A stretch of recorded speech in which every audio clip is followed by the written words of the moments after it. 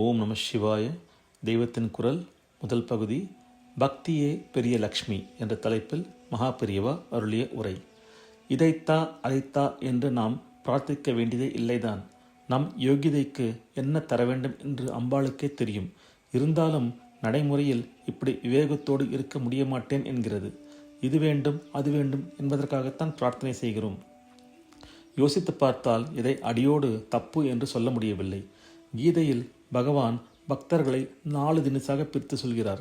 அதிலே மோட்சத்தை விரும்பி உபாசிக்கிற சாதகன், அந்த மோட்ச லட்சியத்தையே பிடித்துவிட்ட ஞானி ஆகிய 2 சாரரை சொன்னதோடு பகவான் நின்றுவிடவில்லை.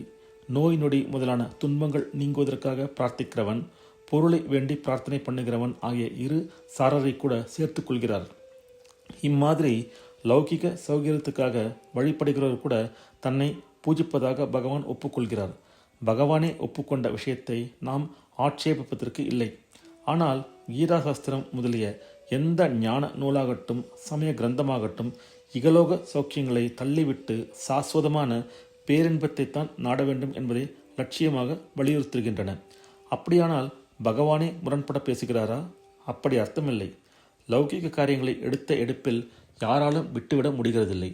ஆனாலும் இந்த நிலையில் இருக்கிற போது கூட எல்லாம் நம்மாலேயே முடியும், நாம் நினைத்ததையெல்லாம் நாமே ராஜாவாக நடத்தி கொள்ள முடியும் என்று நினைத்து விடாமல், நமக்கு மேலே ஒரு மகாசக்தி இருக்கிறது, அதற்கு சக்தி இருப்பதோடு கருணையும் இருக்கிறது, நாம் தழைந்து வேண்டினால் அது அனுகிரகம் பண்ணும் என்கிற நம்பிக்கை இருந்தால் அது விசேஷம்தானே.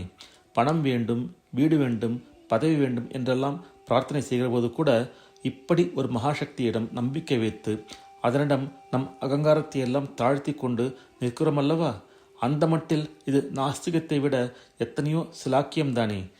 முதலில் ஏதோதோ வஸ்துக்களுக்காக பகவானிடம் போகிறோம்.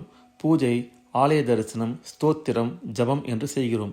கொஞ்சம் கொஞ்சமாக இதுகளில் பிடிப்பு உண்டாக மற்ற வஸ்துக்களில் பிடிப்பு குறைகிறது. கடைசியில் பகவானுக்காகவே பகவானை பக்தி பண்ண வேண்டும் என்கிற ருசி பிறக்கிறது. அதனால்தான் லக்ஷ்மி கடாட்சத்தை விரும்பியே பக்தி செலுத்துகிறவர்களை கூட அர்த்தார்த்தி என்று தனியாக சொல்லி தன்னை பூஜிப்பவனாக பகவான் ஒப்புக்கொள்கிறார். ஆசைக்கோர் அளவில்லை என்றார்கள்.